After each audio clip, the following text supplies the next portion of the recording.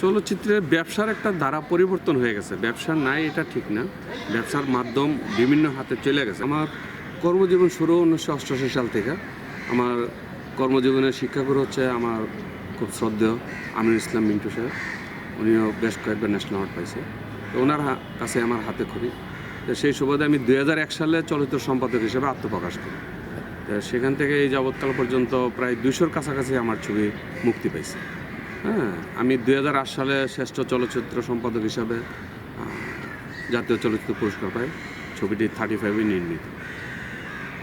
তারপরেও আরও অনেকবার একটা ছিল, কিন্তু হয়ে ওঠে নাই, ভাগ্যে হয় নাই।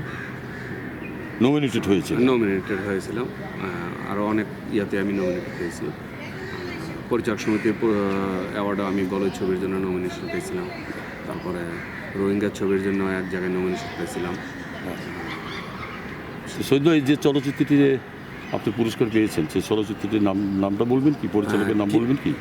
চলচ্চিত্রের নাম হচ্ছে কি জাদু করিলা, পরিচালক হচ্ছে চন্দন চৌধুরী। Thank you. আমার একজন প্রিয় মানুষ। বর্তমান আপনি চলচ্চিত্রের কি কাজ নিয়ে ব্যস্ত আছেন? অনেকগুলো কাজই করতেছি, যেমন ওহিদুজ্জামান ডায়মন্ডের দক্ষিণ দুয়ার, আনোয়ার সিরাজি চলচ্চিত্র পরিচালক, তার একটি ছবি করতেছে অন্ধকারে আলো। তারপরে কাজ করতেছি মুস্তাফিজুর মানিকের আনন্দ অশ্রু। হ্যাঁ, এরকম আরও অনেক ছবি কাজ করতেছি। আচ্ছা আচ্ছা আচ্ছা। তো আপনি আমাদের বর্তমান চলচ্চিত্রের অবস্থা সম্বন্ধে একটু বলবেন এবং দর্শকদের কিছু বলেন। চলচ্চিত্রের ব্যবসার একটা ধারা পরিবর্তন হয়ে গেছে। ব্যবসা নাই এটা ঠিক না, ব্যবসার মাধ্যম বিভিন্ন হাতে চলে গেছে। একটা সময় আমরা চলচ্চিত্র মানে সিনেমার হলের উপর ডিপেন্ডেন্ট ছিলাম, এখন আর সেটা সিনেমা হল কেন্দ্রিক নাই। হ্যাঁ, সিনেমা হলের সংখ্যা কমে গেছে, কিন্তু ব্যবসারও পরিধি বাড়ছে। আমাদের সেই জায়গাগুলোতে নক করতে হবে।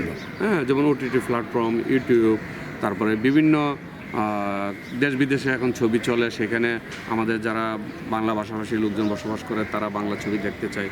সেই মার্কেটটা আমরা যারা ধরতে পারতেছি, তাদের ছবিগুলো কিন্তু ভালো ব্যবসা করতেছে। আমাদেরকে সেদিকেই একটু ধাবিত হইতে হবে, যুগের সাথে তাল মিলিয়ে আমাদেরকে ছবিও বানাইতে হবে এবং ব্যবসার দিকেও ধাবিত হবে। জি, আমাদের দর্শকদের সম্বন্ধে কিছু বলুন।